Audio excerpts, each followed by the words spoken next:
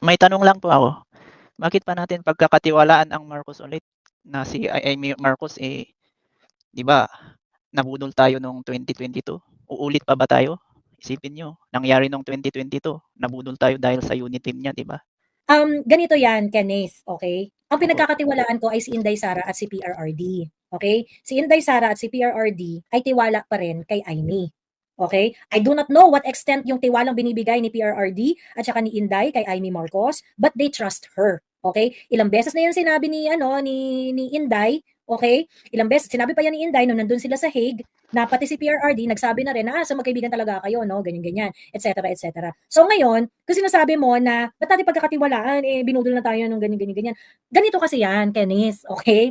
Ito yung sinasabi ko na dapat nagdidesisyon ka based on political value at hindi dun sa telenovelang istorya ng politika. Okay? Of course, ako, meron akong hindi ako bulag dun sa fact na kapatid ni Inday si Bongbong Marcos. Of course, magkapatid pa rin sila. But at the same time, I see political reality. Okay? Hindi ako magbabase dun sa drama ng mga tao na hindi, kasi kapatid niya yan, ganyan-ganyan. I would always look at it based on political value. Okay?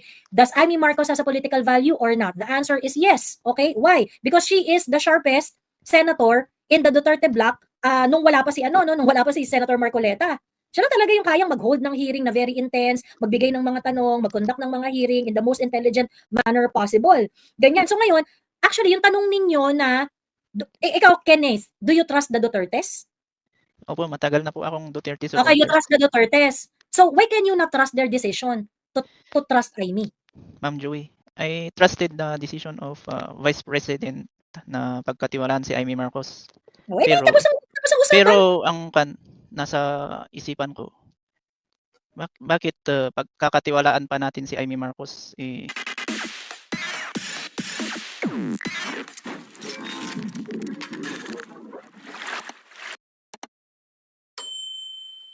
Aldo, ayan, tayo na, Devil Squad na. Kaya nga sabi ko, pag sabi mo kanina na hindi natin mapapromise, parang naalala ko yung sabi ni Attorney Gonson na kami na bahala. Doon sa ibang aspect, kami na yung bahala. Oo. Kasi din naman, di ba? Depende din naman kasi sa motibo ng tao yun. Kasi kasi meron kasing mga tao na, for example, okay, it's okay to disagree. Di ba? Yeah. Like, if there is something that we really do not agree with, for example, Attorney Kaufman or something like that, it's okay to disagree.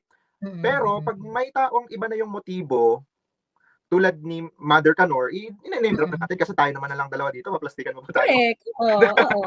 Diba? Hindi, kasi ganito they are thriving because Attorney Trixie will never pay attention to them. Correct. Diba? They will never pay attention to them. And of course, Alvin, he knows that. And ako ayoko rin na parang, no, Alvin, you do not lend them your platform, 'di ba? You are the biggest Duterte vlogger at this moment. If you're going to pay attention to these idiots, you're just going to lend them your platform. So don't do it. Ako, I do not want them to do it also. Na, 'di ba? They pay attention. Wag na nang pansinin 'yan, ganyan. However, 'di ba? Hindi kasi porket hindi pinapansin, hindi ibig sabihin okay lang. And these people must remember na meron at merong magpu-pushback, 'di ba? Hindi kami magkaka-level ng bait dito. Hindi kami magkaka-level ng bait dito, 'di ba? So ngayon, meron at merong magpu-pushback diyan. Ngayon, tinuloy-tuloy niyo 'yan, sinagad-sagad niyo 'yan. 'Di ba? People must know. Like for example, people must know that Maui umiyak yan dahil sa NBI subpoena niya. And who did Maui ask for help? Attorney Trixie. O pagkatapos ngayon, binabalahura niya si Attorney Trixie. Of course, Attorney Trixie will never say something like that. 'Di ba? But this is something that people should know. Since balahura kayo, gusto niyo magbalahuran tayo dito. Hindi, sige, go. Hindi kami tinatablan ng mga ganyan niyo, 'di ba? Hindi kami tinatablan ng mga ganyan niyo. Kasi gusto ko lang talaga puntuhin kung ano ba talaga ang motibo ni Mother Canor at saka ng kanyang mga ano ba tawag diyan? Constituents bang tawag diyan or ng kanyang mga tawag dito, ng kanyang mga katribo. Ayan. O mga niya, mga spawn. Kasi isipin mo, is it really for PRRD? Ito, diba? Kasi if you really are for PRD, you would actually set aside any allegations or anything na mapapasama para sa mga supporter ni PRRD and for PRD himself. Kasi unang-una, sinisira niya na yung mga supporters ni PRD. Diba? That's one thing na i-question mo. Ngayon naman, sisirain mo yung legal team ni PRD. Oo. What are your intentions? And it's becoming very clear Aldo, kasi it started with the volunteers of The Hague, okay? Itong mga tao na to, they made sure na lahat ng mga pupuntang Pilipino sa The Hague, they are going to, alam mo yun, may maaabutan sila ng mga Pilipino doon na nag-gather and things like that, may sistema and things like that. So nag-start to doon sa pagbabash doon sa mga volunteers, and then it went on to you and to Alvin. Tapos umakyat siya kay Jazz. Umakyat na siya kay Jazz, ganyan. Pagkatapos kay Jazz, lahat ng mga vloggers na who are with Jazz, kasi kilala namin si Jazz eh. Tapos yung mga ano kay Jazz, talagang sobrang balahura talaga yung ginawa nila dito kay Jazz eh. Yung ginawa nila kay Jazz, lahat ng mga vloggers na kumampi kay Jazz, sinira din nila. Oo. So na-extend na to doon sa nagkaroon na silang parang team, yung team niya yan, ganyan. Nagkaroon na sila ng ganon. And inisa-isa na kami ng mga katribo nito ni Maharlika. And then they try to target Ate MJ and KLC. Correct. And the charity of PRRD even, 'di ba? Correct. Yung Hope. House of Hope, correct. Pagkatapos ngayon, even the Duterte Run, no? Talagang inano pa nila yung Duterte Run. Ang tawag dito, girlfriend ni Baste yung nag-organize ng Duterte Run. Diba? Hindi yata nila alam. So ngayon, it would land into kung critical thinker ka or nag-iisip ka talaga, anong kasunod? Or sino ang kasunod? Kasi ngayon nasa na tayo eh. Nasa kay Attorney Kaufman na tayo. correct. Doon. Sino kasunod kay Attorney Kaufman? That's the point. So, I leave it to the audience. Kung iisipin nila, sino kasunod kay Attorney Kaufman, ang aatakihin ni Mother Canor at saka ng kanyang mga alipores. Talaga. Kasi yung term nila eh, alipores, diba? Ganyan. So, sino ang kasunod kay Attorney Kaufman? At kung supporter ka pa din ni Mother Canor and iniisip mo na Duterte supporter ka talaga, I think it's time for you to, umupo ka, mag-self-reflect ka, magnilay-nilay ka, at saka isipin mo talaga na mabuti kung tama pa ba yung ginagawa ni Mother Canor? Tama pa ba yun? It's about time that they realize that itong si Manang Canor is for Manang Canor. 'Di ba? Si Maharlika is for herself. Wala siyang pakialam. 'Di ba? Wala siyang pakialam sa advocacy ninyo, wala siyang pakialam sa magandang Pilipinas. She is just there to make chismis, to get viewers, to appeal to your emotion and to be a subject of her solicitation. Oo. 'Di ba? Diba nga? Tapos she's also very, focused on calling names. Parang, what is this childish, bizarre activities that you are trying to actually, show to the public? Attorney Kaufman, tinawag niyang conman. Is that right? Diba? And you are a victim of this, among other volunteers dyan sa The Hague, right? Nung nagsa-start pa lang tong kaguluhan na to. At that time, of course, you have your small community. How are you handling the Kasi hindi pa sumasabog nun eh. Pagtas dito sa Pilipinas, parang tipi-tapi rin yung mga tao na parang, ano nangyayari dyan? Parang ayaw namin makisawsaw. Parang ano ba yan? Ganyan. What was going on then nung sinisimulan kayo na ganyan-ganyan ni Maharlika doon? Actually, to be fair naman kay Maharlika, it didn't started with her alone ha. Kasi I don't think she can do it by herself. There were also other personalities who jived into that chaos. So hindi for me siguro hindi naman kaya ni Maharlika na siya lang magsulsul sa lahat ng mga tao, di ba? But there are also factors na or mga tao na parang baka masobrahan yung pagiging devil's card ko di ba? Yun. So actually that's why it ended up na may faction na talaga. Oo, sa mga tao dito sa hindi naman sa buong Netherlands kasi if you would say buong Netherlands, madami pa din namang supporters na naniniwala kay Alvin. Sa team namin ganyan. Team not to fight Maharlika but the team that actually supports PRD. Yung nag-organize, yung mga nagwe-welcome sa mga tao ganyan. Pero kasi I do not understand where did the budget comes from kasi it always ends up with money problems or money issues na parang may pera pala. So that's what intrigued. But then, there were really no evidences of the money na sinasabi ni Maharlika na nag-start siya sa pakimkim ni Amy Marcos. Yun. So yung mga yung ibang tao ay may pera pala talaga, ba't hindi sinasabi nila Alvin na ganun? That's why ngayon nandyan lang siya para sa pera or para sa or something like he's doing this, ginagamit ang mga Duterte para magkapera.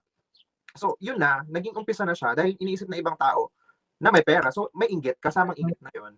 Yeah. And kasi pagka pagka gusto mong sirain yung merong gustong sirain ng mga tao or mga individuals, ganyan. The best way to do it is sabihan mo sila na may issue sila sa pera. No, yung sabihan mo sila, ayan, may ginagawa yung kalokohan, may issue yan sa pera and things like that. Omar, pwede kang umakyat.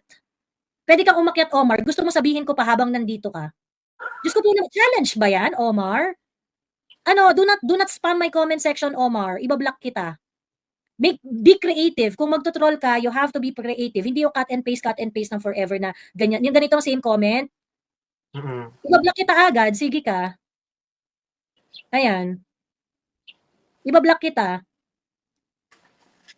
Ayaw tumigil, parang ano, troll na troll. Sige, di ka nakikita. Hindi nakikita. Ayaw nyo makinig eh. Ganito yung mga trolls, hindi po pwede yung sa unang banat ninyo, parang nagalit na galit kayo agad. Dapat magpanggap muna kayo, kunwari meron kayong issue. Ganyan. Muna kayo. Oo, magtanong muna kayo, mag-ano muna kayo, bakit ganito, bakit ganyan. Yung pakita nyo muna na invested kayo dun sa usapan, hindi yung parang pagpasok ninyo talagang nagwawala kayo dyan agad, ganon. Kagaya nung kanina yung Maharlika in the PH, parang obvious naman na ano, obvious naman na hindi si Maharlika. So, wag ganon, yung pag ano kayo, pag magto-troll kayo, iangat ninyo yung level ng trolling ninyo. Sabi ko nga, wala akong pake kung kumikita kayo sa pang-troll sa akin. Okay lang sa akin yun, walang problema yun kasi that's money for your that's food for your table. Go lang. Pero you have to work for it, okay? Work for it! I actually think that nyo. troll, yung mga nagko-comment ng mga ganyan, yung mga masamang comment ganyan, nagtitake you ako sa kanila kasi they really took the time of their day para pag-aksayahan ako ng oras. Bilang vain person ako, diba? Salamat naman at pinag-aksayahan mo ako ng oras. At least naman, next time, kung sasali kayo dito sa amin, at least, you know, level up the level of discourse. Yung may mapag-usapan tayo, hindi yung tipong diretsong wala naman kami pakialam sa kahit magbangag-bangag kayo dyan the entire day. True. But what were you feeling nung time na nagkakagulo na? Siyempre, you are aware na of course, hindi naman kayo Maharlika lang yan, pero target na kayo pagkatapos, di ba, there were people who were constantly maligned at that time. Pagkatapos nagkaroon pa ng confrontation si Alvin at saka si Maharlika and Attorney Harry Roque noon. I remember, ayan, na naging viral talaga kasi pati yung mga kaaway natin, pinick up yung confrontation na yun eh. Oo, correct. At first, syempre kami ni Alvin, nalungkot kami kasi it should not be like that. The focus should be PRRD. Bakit naman ganun? Na lahat-lahat naman tayo, isa naman yung adhikain natin, nandito tayo lahat para mag-support kay PRRD. Wala nga kaming nakukuha ni Alvin sa na monetary na support sa pagpupunta namin sa Dahig para lang talaga matuloy yung mga events, para lang talaga may mag-welcome sa mga kababayan natin. Ganyan. Oo, akyat ka, Kenneth M. Akyat, go. Walang problema. Akyat. Di ba kanina ka pa merong gustong i-question or whatever? Akyat. So yun yung naramdaman namin. Yung initial feeling talaga is malungkot kasi bakit naman ganoon? We welcome Maharlika with open arms, ganyan. Tas biglang nagalit siya. Kasi nung unang pagdating niya dito is birthday ni PRD, if I'm not mistaken. That event was organized by Alvin and I and the rest of our team na kami lang. I think there were 7 of us. So yun. Tapos nandun si Maharlika and we didn't even, you know, come to think of it na Maharlika would actually be the one to destroy everybody or try to kasi wala naman. So yun, initial feeling is nalungkot kami. Next is syempre sadness at grief, sunod na anger ng kasunod, diba? Sa stages, diba? So yun, nagalit kami kasi at first, bakit sinasabi niyang nakatanggap kami ng pera? Kasi that's an allegation that you have to prove, but there's no proof. Yeah, Oo, double agent na kami. Magiging double agent, hindi nga naman kami nakikipag-usap kay whoever is connected with Bongbong Marcos or kay Senator Amy. Nung dumating naman si Senator Amy, siya naman yung naunang makipag-selfie kay Senator Amy na, di ba, gigil nga siya before that sa mga vlogs niya. Awayin niya si Senator Amy, etc. Kasi mangga, di ba yung term nila? Mangga. Hindi nga namin alam kasi we're not aware. We're just PRD supporters. Focus kami, dumating si PRD, nakulong si PRD, it's not right. We have to bring him home. Talaga yung focus namin. Kasi aside from anything else, we're not really, you know, we're not here to fight. But we're here to actually... Mic test. Ayan. Hello. Yes, clear ka, Kenneth. Mute mo muna. I'll give you the floor when it's your time, ha? Meron pa kasi tayong guest dito, si Peyton at saka si Uli Jean. So wait lang. I will give the floor to you kapag ka-turn mo na. Ayan. Yes, Aldo, you can finish your point. So yun yung naramdaman namin. Pero kasi every time na may mga attack na hindi natatapos, you get jaded eh. You don't feel affected anymore. So parang okay, sige, hindi naman na natatapos to, patulan na lang namin. And then at now, parang it has become, you know, naging joke na lang. Yun kasi yung kailangan eh. You really have to make patol at certain point. And you have to make patol like, yung well thought of na patol. Kasi nga, yung mga ganitong klaseng tao, nagtatrive yan kasi doon sa goodness ng, sa angel side ng mga tao na, "Ay, wag nating patulan yan kasi it's ganyan, yung mga ganong etos." So, kumbaga parang, magpapakaputik sila ng bonggang-bongga. Kasi pagka sobrang putik nila, no one is going to parang, "Ay, ayaw nila 'to kasi masyadong mababa, masyadong ano, hindi sila papatol," ganyan, and things like that. So, unfortunately, sanay na sanay kami diyan. Oo. Alam namin exactly kung paano patulan yung mga ganyang klaseng tao in Correct. order for them to reveal themselves. Yes. 'Di ba? Kaya Devil's Department kami. Oo, kaya nga kami nasa Devil's Department. Ayun. Oo, ayan. Aldo, may sasabihin daw si Huli Jing kasi meron siyang gustong idagdag doon sa point mo. Huli Jing, go. Hello, ate. So, yes, di ba, sabi ni Aldo kanina, why are we parang washing our dirty laundry in public? So, we, the people from Davao City, we never discuss anything about the dirty laundry of the Dutertes in public, despite us knowing, maybe not everything, but most of them. So, I don't think na it would be like a weapon to destroy the Dutertes in terms sa amin dito sa Davao, but of course it's a different scenario na sa national conversation. So I think Maharlika is really just parang nagdo-troll na lang siya ngayon, and to say the least, now she's reduced to nothing, 'di ba? Now she's reduced to nothing. So yun nga yung ano diyan yun yung point diyan kasi had we not done this, magta-thrive yan si Maharlika Mag-aano yan like for example, hindi natin masisettle once and for all dahil may press release nga na may mga press release nga na, naku, si Maharlika hindi yan nababayaran. Apparently, nababayaran naman pala siya. Depende lang ano. Pera. Oo, 'di ba? Yung mga sa amount. Depende lang sa amount, ganon. So apparently, sabihin na natin na hindi siya tumanggap ng Maharlika, atakihin mo si ganyan. Siguro baka hindi niya ginagawa 'yon, pero ang ginagawa niya, nagsusulisit siya. True. And it's maybe ate, I think before she indulged na herself sa DDS community, maybe nagkausap sila ni yung matanda nga na Bex, maybe na laid out niya na ang plan na eto dapat this is our grand plan. Maybe the Dutertes does not have the money, but of course the followers of the Dutertes who love them so much will surely bleed dollars or euros for them. First of all, grabe ka naman kay Edwin, matandang bading talaga. Ay, sorry. He is matandang bading. Grabe ka naman kay Sige, okay, go.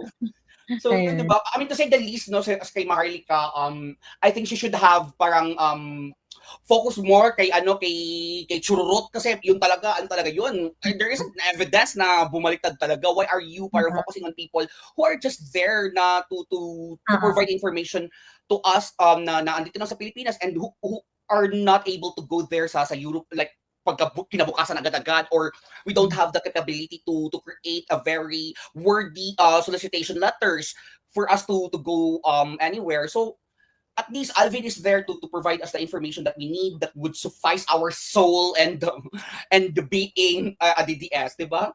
To answer the questions as well, na tanong ng karamihan, di ba? If you cannot ask him, there is one person who is spontaneous enough, who also has, the brains to actually relay the questions of the general public, especially ng mga Filipino na wala namang contact or access in asking Attorney Kaufman. True. Tsaka, di ba, I think there's only some instances Attorney Kaufman granted interviews for the local media. I think the first one na full blast talaga is I think ABS-CBN, but I have that watch it pa. Ayan. So yun lang naman natin. Thank you, Huli Jing. Ayan. Pay thoughts, go. Si Kenneth Cortez kasi parang opposing view yata ito So bigyan natin siya ng mahabang oras mamaya. Pay thoughts, go. Ayan, makain ako, sorry. Bilinin po sa lahat. Ayan. Since topic natin si Maharlika, I think kasi nag-start din si Maharlika na maging ganyan nung wala na siyang maitopic that would actually garner her views and new subscriber. So gumagawa na siya ng issue to actually be talked about. And yung mga nare-recruit niya ng mga friends niya ngayon is you have to know kung paano kasi mag-behave ang isang narcy. They will actually manipulate a lot of people to achieve what they want. Para sila yung bida, para sila yung topic. And I think yung isa sa mga reason kung bakit, ito conspiracy theory ko lang naman, kung bakit nila tinitira yung libro ng PRRD ngayon is, I think actually, ang serious na tira dyan, Paytots, yung sa OVP. Yun talaga yung isa sa mga major. Hindi ko pa sa OVP. Kasi, ang tawag dito, they were maligning yung mga Dutertista vloggers, si Crisette, Attorney Trixie, Ate MJ, who are, si Chris at saka si Ate MJ, ano, 'di ba? They are known to facilitate donation drives ever Yes. since kahit nung panahon ni PRRD. And they were awarded for their initiatives. Mga civic works yan, mga civic works, mga ganyang klaseng mga activities. And both of them were awarded by the Office of the Vice President. Now, I would just like to go back to the fact that the OVP was slashed, experience slashed in their budget in 2024, okay? In 2024. So that means ngayong 2025, ang working budget lang ng OVP is around 700 million pesos. Yes, Kumpara ito dun sa original na 2-point-something billion pesos na ni-request nila in order to carry out yung mga original programs na pinropose nila. Because of the slash budget, okay? They have to give up so many programs that they are usually doing in order to support kung ano yung mas importante. Correct. So that is why the partnership of the Office of the Vice President with civic workers like Crisette and Ate MJ are very, very important. Bakit? Kasi nga, walang budget ng OVP eh. Diba? Yung mga relief operations ng OVP, di na sila binibigyan ng ng DSWD, di na sila binibigyan ng mga pang-ayuda and things like that. So what the OVP has now is that they have the logistics. They have the system of disaster response. So pag alam nila na, okay, baha, ganito, sino ang una nating pupuntahan, sino ang una nating they have trucks, they have the ability to do the logistics. But it is not all the time that they would have relief goods. Yes. At doon pumapasok yung mga civic workers kagaya ni Ate MJ, kagaya ni Crisette. So a lot of people do not really realize na how damaging they are doing. So they try to question the credibility of these two. Bakit? Para saan? Para wala nang mag-donate? Pag wala nang nag-donate kay KLC at saka kay wala nang nag-respond doon sa mga calls nila. Ang maapektuhan hindi naman silang dalawa eh. Ang maapektuhan yung Office of the Vice President. And that is something that I cannot accept. That is something that I cannot take sitting down. So, I'm so sorry, but I'm really going to shed my angel wings here and get my devil fork. Kasi, di ba, parang, in order to battle a devil, you have to be devil too. Di ba? If you can fight them, join them. Yeah. Di ba?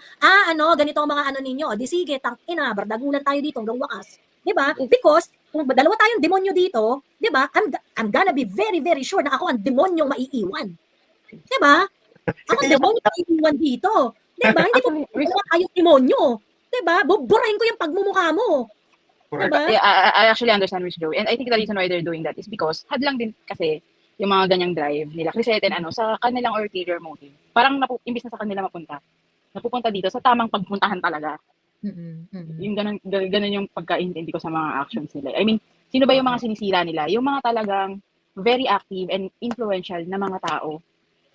Those who have real advocacy. Ang sinisira nila, yung mga tao na may totoong advocacy. Diba? Yes. And I have proven that these people, wala naman talaga kayong advocacy. Wala naman talaga.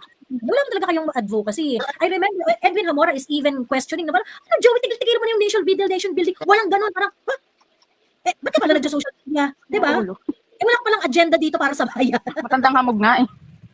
Diba? Ayan. With the statement na yung sinabi ni Pietro.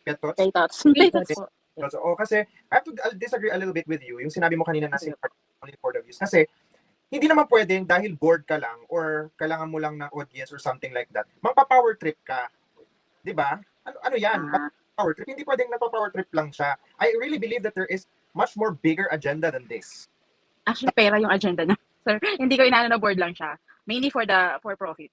Yeah, but I think there's more than higher goal. There's higher goal than that. Kasi to be someone that's really into it, yung parang Gina G si Maharlika, si Mother Canor sa mga sa mga pinagagawa niya hanggang ngayon. Like to actually call Attorney Conman, to actually, insinuate that Alvin and I are NPA, that Jazz is a spy of somebody else para mahuli si PRRD. Those crazy ideas could be something na there's really bigger agenda than that. Loyalista pa rin naman kasi yan si It's Maharlika.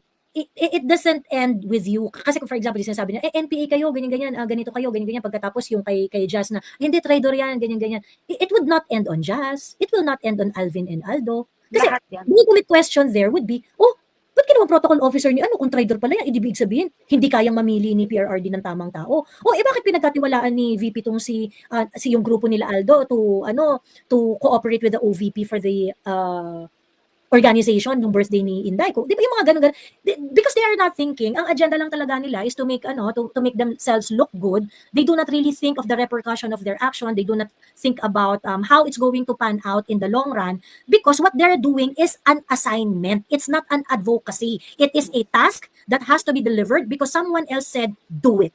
Yes. Di ba? Hear it, di naman, no? Pero I think you will hear it first.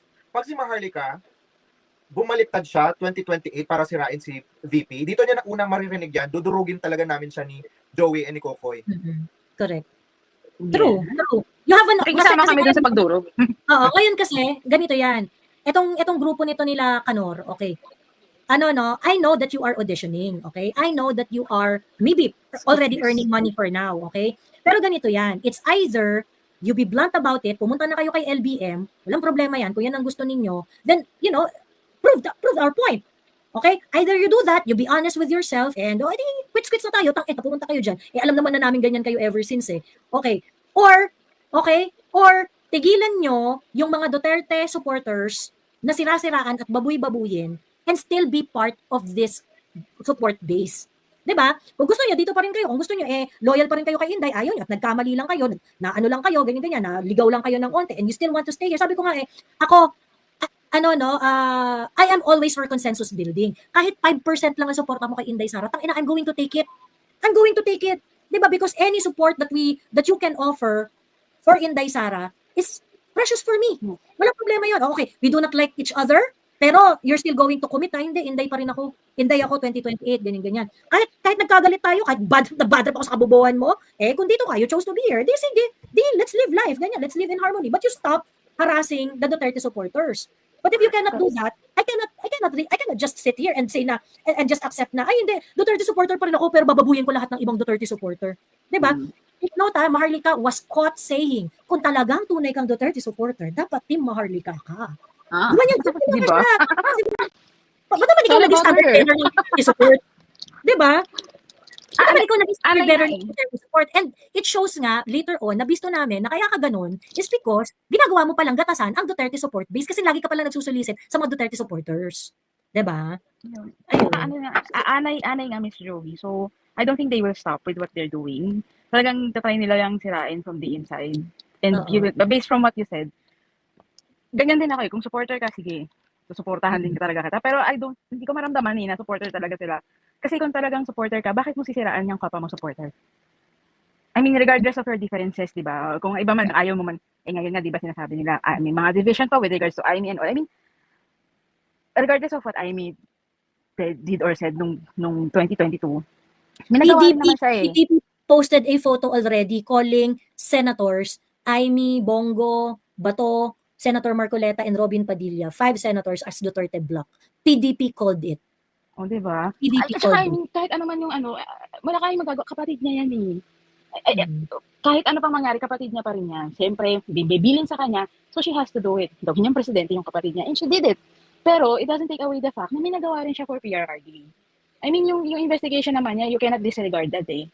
Hindi ako supporter ni Jaime Marcos ha. I mean, I'm just being reasonable here. Tsaka yung ano ba, yung objective lang ba. Tsaka, sinusuportahan niya si VP Inday. I mean, wala pa naman siyang nagawa to actually put Inday in a bad light.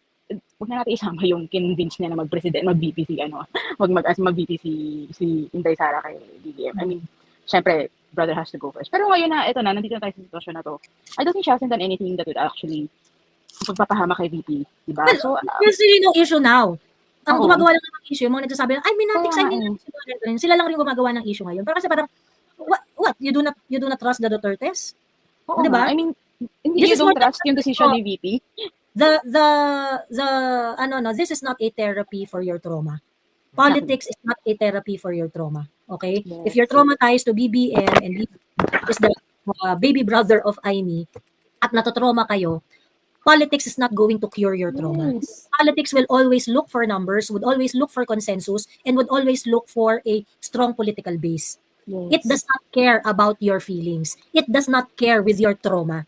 Yes. You have to be rational all the time. So ngayon, I can understand bad trip kayo sa ganyan, but you also have to look at it kung paano tinitingnan ng mga leaders natin ang politika. And you have to be really, really rational. You cannot decide based on your emotion. You cannot decide based on your, ay, hindi kasi, galit ako dito kasi, mangga, ganyan. And even the mangga is actually a misnomer, no? Because in politics, everyone is a Maraming mangga. mangga. Yes. Lahat sila mangga. Everyone is a mangga. Okay? Kung paano So, lang kaya nila anuhin yung pagiging mangga nila, di ba? wait lang, Pitots. Sorry. Walang nagsasabi na ano, no? Yung, you cannot just say na, ay, hindi mangga si ganito, mangga si ganyan. Everyone in politics is a mangga. Okay? In one way or another, ang mga Duterte, they know exactly the trust that they can give to certain individuals for certain purpose. Ay, yung mga Duterte, alam rin nila yan. Ganun, mas magaling nga lang manggamit sila kasi sila talagang, you know, they give trust reasonably, and they know that they balance the political value of the person and other aspect and other things also. And in terms of, you know, yung mga ganitong utilitarianism sa politics, it shows that that the Dutertes are actually they are going to use you for certain purpose if they see that you are very good at it. Correct. Diba? They are going to trust you. They're going to make you part of their government. They're going to, if they see that you are, They're going to pull you up. Diba? Kasi yung mangga system ng mga Duterte based on merits. Correct. Diba? They're gonna use you for a clean intention. Hindi yung tipong gagamitin ka nila kasi Parang sarili nila. them. Hindi ganon. They're going to, utilize someone's power or whatsoever resources for the greater good of the Filipino people. Kasi yun naman yung nakita natin kay PRD, diba? Like, ginamit niya nag-utilize siya ng mga resources ng mga mayayaman, ng mga oligarchs even during his time. So actually, the entirety of the population ng Philippines. He asked. That's a part of the Duterte legacy that we really like. Kasi nakikita natin talaga yung goodness or yung clean intention ni PRD na even if he has to do it, di ba, na kailangan niya itaya yung pangalan niya just for his fellow men or countrymen na mapabuti. So that's also something. Yun yung nagustuhan talaga ng general. Anyway, yun. Sorry, Miss Joey, parang sasapawan kita. May delay kasi sa audio. Sorry. Nag-overlap ka, kaya you have to Sorry. wait for the before para hindi nagkakaroon ng interjection. Ayun. Sorry. Anyway, ayan. Pitots, meron ka pang gustong sabihin? Kasi I would like to give Kenneth more time kasi opposing view yata to si Kenneth eh. Sige po. Ayun lang. Just like to share din na hindi naman talaga kasi ako politically involved before. Pero given yung mga nangyayari ngayon, and isa ka rin po talaga, Miss Joey, talaga sa nag-ano sa akin sa politika kasi your platform actually motivates people to be involved. Yun totoo. And bagay sa'yo yung hair mo to na. Ganyan din ang pag-iati mo. Ganun ba talaga? Nasuklay lang ako. Kaya pa sinasabi, you're looking extra pretty tonight. Ayun, yun lang mo, Miss Joey. Bigyan na natin yung floor kay Kenny para matanong na yung gusto niya sabihin. Good night po sa lahat. Thank you, Miss Joey. Good night. Bye. Salamat. Ayan. The floor is yours, Kenneth. Hello, madam. May tanong lang po ako. Bakit pa natin pagkakatiwalaan ang Marcos ulit na si Amy Marcos di ba, nabudol tayo noong 2022? Uulit pa ba tayo? Isipin nyo, nangyari noong 2022, nabudol tayo dahil sa unit team niya, di ba? Are you going to listen to my answer or you're just going to ask these questions again and again? And I have another question, ma'am. Sige, wait muna dun sa another question. Let's answer your first question. Pagkakatiwala pa ba natin ang Marcos nabudol tayo noong 2022? Ganito yan, Kenneth, okay? Ang pinagkakatiwalaan ko ay si Inday Sara at si PRRD. Okay? Si Inday Sara at si PRRD ay tiwala pa rin kay Amy. Okay? I do not know what extent yung tiwalang binibigay ni PRRD at saka ni Inday kay Amy Marcos, but they trust her. Okay? Ilang beses na yan sinabi ni Inday. Okay? Ilang beses, sinabi pa yan ni Inday nung nandun sila sa Hague, na pati si PRRD, nagsabi na rin na, sa magkaibigan talaga kayo, no? Ganyan-ganyan, etc. So ngayon, kung sinasabi mo na, ba't natin pagkakatiwalaan, binudol na tayo nung ganyan-ganyan. Ganito kasi yan, Kenneth, okay? Ito yung sinasabi ko na dapat nagdidesisyon ka based on political value at hindi dun sa telenovelang istorya ng politika. Okay? Of course, ako, meron akong hindi ako bulag dun sa fact na kapatid ni Inday si Bongbong Marcos. Of course, magkapatid pa rin sila. But at the same time, I see political reality. Okay? Hindi ako magbabase dun sa drama ng mga tao na, hindi kapatid niya yan, ganyan-ganyan. I would always, look at it based on political value.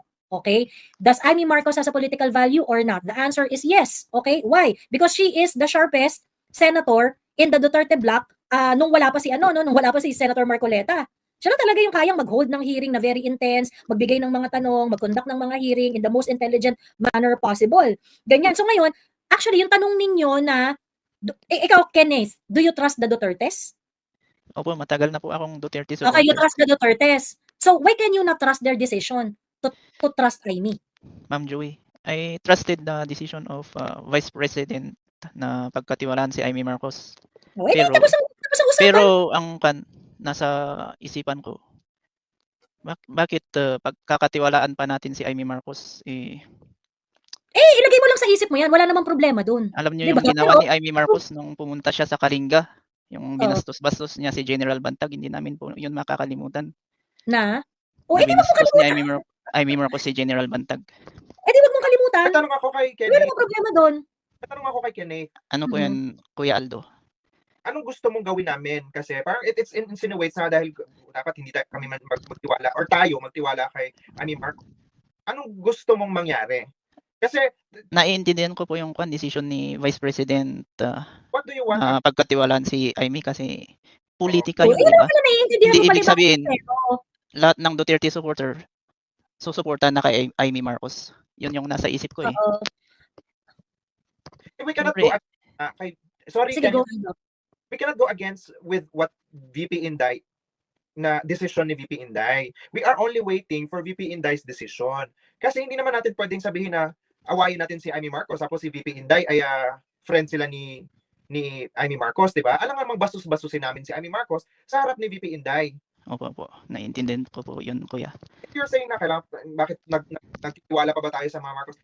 That's subjective eh. Hindi naman kami, like for example, sabihin mo sa akin, may tiwala ba ako sa Marcos? Siyempre sabihin ko sa'yo, wala. But kasi you have to compartmentalize, Kenneth, sa mga bagay-bagay. Hindi pwedeng sabihin mo na, wala akong tiwala kay Amy Marcos, so kailangan talaga maging all out ako, patayin ko na lang si Amy Marcos, or, bastusin ko si Amy Marcos sa harap ni VP Inday. Hindi naman kasi pwedeng ganun. Sometimes, Opo po. Naiintindihan po. Naiintindihan ko po kayo. what's the question? Kasi disrespect na yun sa Vice President. Yeah, so, okay, VP Inday, Exactly, oo. Pagbuo na siguro tayo sa second question kasi nasagot naman na yung first question. Correct, tama ba? Ito yung tanong ko. Ito rin yung pumapasok sa isipan namin na mga Bantag supporters, Duterte supporters. Naiisip namin bakit natin pagkakatiwala si Kaufman na kausapin si Bongbong Marcos, si Bongbong Marcos ang mismong nagpakidnap kay Pangulong former President Duterte. Di ba ayaw ni Tatay Digong na kakausapin ang nag-traitor sa kanya? Sino nagsabi na, at saan nanggaling yung assumption mo na ayaw ni Tatay Digong nakausapin ang nag-traitor sa kanya? Di ba? Saan mo narinig yung gano'n? Pinakidnap siya. Hindi, idea ko Hindi, lang. idea mo lang yun. So, idea mo lang Idea yan. namin.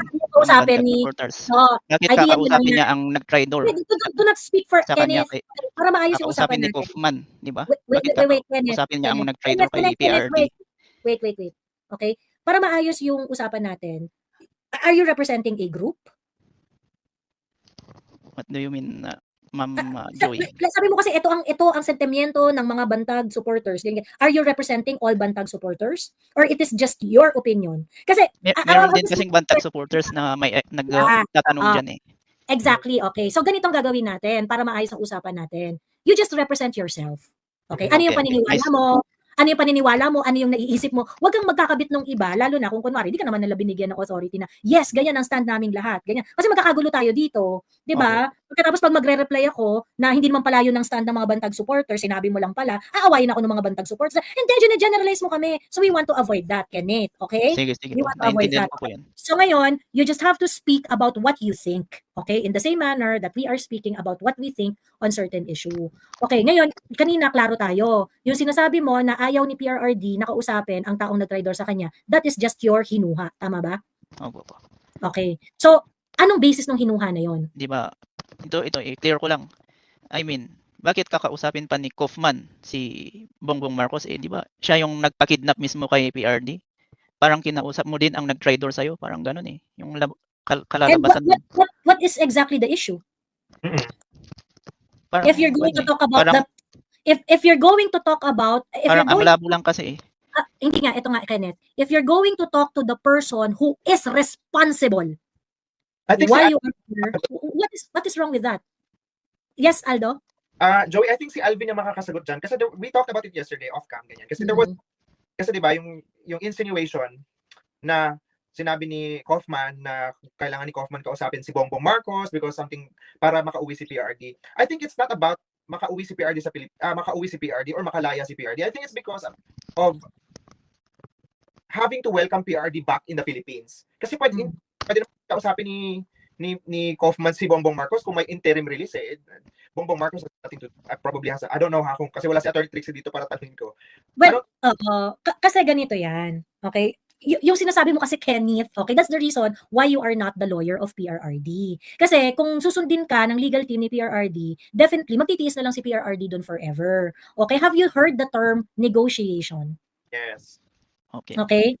So ngayon, pagka kunwari may gumawa ng masama sa akin, okay, ganito yan eh. Kung kunwari meron akong kapitbahay, yung kapitbahay ko araw-araw ginagago ako, nagtatapon ng tae doon sa lawn ko. Pinagtatapon ng tae doon sa sasakyan ko, ganyan-ganyan. Okay. Ngayon, galit na galit na yung nanay ko. Ano ba naman yan, kapitbahay, ganyan. So ngayon, ako, anong gagawin ko? Alam ko ang may kasalanan nito yung kapitbahay namin. So ngayon, pag ako ba nakipag-usap doon sa kapitbahay namin at sabihin, oy, tama na yan, wag mo nang gawin yan, ganyan-ganyan. Sasabihin ba nung nanay ko, hey, traitor ka, bakit mo kinausap yung kapitbahay natin? Nakita mo yung similarity ng argument mo doon sa kinwento ko. You are basically stopping me, nakausapin ko yung kapitbahay ko na nagtatapon ng tae doon sa garahe namin. So why are you depriving us of that option, Kenneth? Medyo malabo lang kasi yun eh. Kasi hindi siya malabo, Kenneth. Si Bongbong Marcos mismo ang exactly, at sinabi yun ni kakausapin pa yung attorney ni Kaufman si Bongbong Marcos. Exactly, Kenneth. Okay? Because you have to talk to the person who is really responsible to all of this. Why are you depriving that person that option? Correct. Bakit malabo? Kenneth, you have to think na you have to remove all prejudices when you have to do negotiation. I know you're coming from a prejudice standpoint kasi prejudice ka na sa mga Marcos kasi sabi mo na kanina ba't magtitiwala sa mga Marcos? That's prejudice already. Prejudice has nothing to do if you are actually looking for an option para mapauwi si PRD or isipin niyo din, matagal nang nakakulong si Tatay Digong, di ba? O ano ngayon? Tapos kakausapin pa ni Attorney Kaufman si Bongbong Marcos. Diba, ano ngayon? Parang yung nag-traitor sa'yo, makikipagkaibigan ka, parang ganun yung labas nun eh. Yung nagtatapon ng tae sa namin, sa garahe namin, every time natulog kami buong pamilya, pupuntahan ko at kakausapin ko. What's wrong with that? Ano yung hindi nakiklik?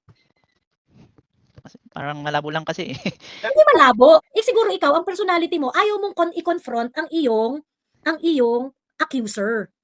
Ayaw mong i-confront ang iyong accuser. In fact, ang ginagawa doon ni Kaufman, gusto niyang i-confront ang accuser ni PRRD. Kasi I don't think you've heard before that it is part of Attorney Kaufman's legal theory that the real prosecutor in PRRD's case in ICC is not really the prosecution team in the ICC. It is really Bongbong Marcos. Papayag ba si Bongbong Marcos? Hindi natin alam, Kenneth. Okay? Kasi siya mismo nagpa-kidnap. Listen mo na. Okay? Hindi natin alam. Okay? But you have no right to deprive them of that option. Correct. Nagets mo ba? For example, pag nagpunta ako sa kapitbahay ko, alam ko ba kung papayag siya pag nakiusap ako na, uy, wag mo naman nang magbato ng tae dyan. Papayag ba yung kapitbahay ko? Alam mo bang papayag siya? Natitigil siya? Hindi ko rin alam. But you cannot deprive me of that option of confronting these people na gumagawa nung hindi maganda sa amin. Nagigets mo ba, Kenneth? Okay. Ano yung malabo? Kasi ako gusto ko maintindihan yung malabo eh. Saan malabo? Siguro malabo kasi hindi ka sanay. Kaya hindi ka abogado. Pero yung mga abogado... Hindi ba pwedeng kausapin ni Kaufman yung ibang country na lang kaysa kay Bongbong Marcos? Kasi ang gusto si Bongbong nga Marcos yung nagpakita. Diba? Oh. Ang gusto nga, what made you think na wala siyang ibang plan A, plan B, plan C, plan D? What made you think na wala siyang ganun? Okay po. Nakita mo na? Diba? So ngayon... May plan C. Exactly. Kasi ganito, no, Kenneth? This is the time where you have to doubt yourself. That people are not going to make a decision based on what you think alone. Sa'yo, ikaw, uncomfortable ka na i-confront yung accuser mo. Kaya nalikha po ang mga abogado kasi sila talaga yung mag-confront ng mga accusers natin. Diba? Kaya nalikha yung profession na yan. Because they are the ones who are going to look at the possible options. Ngayon, yung mga ganito, sa totoo lang, Kenneth, yung iniisip mo is very improper. Okay? Bakit improper? Kasi unang-una, you speak as if you know the entire legal theory of Attorney Kaufman. So in short, ito, sa mga brutal na bardagulan, ang tawag doon, nagmamaru ka. Kasi hindi mo naman alam yung legal theory ni Attorney Kaufman eh. 'Di ba? Hindi ka naman abogado ni Attorney Kaufman. Hindi ka rin naman practicing lawyer. Hindi ka rin naman ICC lawyer. So parang ang sa akin, okay fine, sige parang sige nag-ano ang tawag dito, ano kaya yung ano niya, hindi ko na ganito kasi yung tanong, no? I think the question would be more appropriate kung ganito yung tanong. Hindi ko maintindihan yung strategy ni Attorney Kaufman. Okay po. Yeah, that's the better question. Pero yung parang ang labo kasi nung diskarte niya, ganyan eh. Why? Why are you saying na malabo? Magka-level ba kayo ng available resources ni Attorney Kaufman between you and Attorney Kaufman? Attorney Kaufman who has access to PRRD, to Inday Sara, to all the legal documents, to the evidence, and everything in that case, he has access. Para sabihin mo na nalalabuan kasi ako bakit nakita mo ba lahat ng nakita ni Attorney Kaufman? You're not on the same level. 'Di ba, Kenneth? Okay po, madam. Ayun. Naintindihan ko po. Mm. Nalabuan lang kasi ako sa mga tanong ng ibang tao. Lalo na si Madam Maharlika eh. Kasi nga, ganun din siya. Ganun nga, kasi nga, yun ang problema kay Maharlika. Akala ni Maharlika, magka-level sila ni Attorney. Isa lang naman siyang chismosa. 'Di ba? Kaya nga tayo dito sa live na ito, tayo ay dapat responsableng chismosa. Dapat we ask the right question. Hindi natin naiintindihan ng diskarte ni Attorney Kaufman. Di magtanong tayo, "Sir, bakit po ganyan yung diskarte ninyo? Ano sa tingin ninyo yung value? Gaano kayo ka-sure na kung kunwari kakausapin niyo si sigurado kayo, ganyan-ganyan." 'Di ba? Ibig sabihin, pwede tayong magtanong, pero hindi natin sila pwedeng pangunahan. Especially if PRRD and Inday Sara are still very confident at this point sa mga trabaho ni Kaufman. Correct. 'Di ba? Kasi sinasabi ninyo, sinusuportahan niyo si Inday Sara at si PRRD. Hindi dapat, suportahan niyo yung mga taong pinili nila. That's your first assignment as a supporter. May mga desisyon din nila, dapat suportahan natin kasi for now, naiintindihan ko naman po yung desisyon ni Inday Sara Duterte na politika. Kailangan talaga si Amy Marcos. Ayun, you can still hate Amy Marcos. Wala rin akong pakialam dyan. Hindi ko naman sinabing may love sa Matagal na kasi akong anti-Marcos eh. Yeah, wala Kaya problema. ayaw ko kay Amy. You still stay that way. No, it's okay. Nobody's telling you to change your mind, 'di ba? But as long as you see the political value of of Senator Amy, because yun yung nakikita ng mga Duterte sa ngayon eh. In fact, I was able to have an opportunity with Mayor Baste, and that became part of our conversation. Ganun din yung sinabi niya, may political value siya eh. Ang gagawin natin, ako ayoko sa kanya, pero may political value siya eh. He understood also. Baste is also very vocal na hindi niya bet si Amy. Pero kahit siya, nire-recognize niya na may political value si Amy Marcos. Tsaka kung naniniwala ka kay Maharlika, si Maharlika mismo, nakita ko siya Kenneth na pumasok sa may tent, siya mismo, chami-chami siya kay Amy Marcos. Ko na lang ganun. Pero sa totoo lang, kung wala si Maharlika, hindi talaga mai-expose yung ibang issue dito sa bansa. Not true. You just have to watch the proper live. Na-expose si Maharlika dito sa Pilipinas na issue. Hindi totoo yan. Naman si Maharlika ang may mga expose. It's just so happy Maharlika is being boosted in the social media. So meron talaga siyang platform. But there are also people na has something to say. Wala siguro siya dumaan sa newsfeed mo. Okay. Actually, ang edge ni Maharlika is that she is a very good storyteller. Okay? Yung Marites sensibilities ng mga tao, napipick ni Maharlika. She picked the Marites sensibilities of the audience. So kaya pinapanood siya. Pero yung sinasabi mo na hindi kundi dahil kay Maharlika expose ganyan.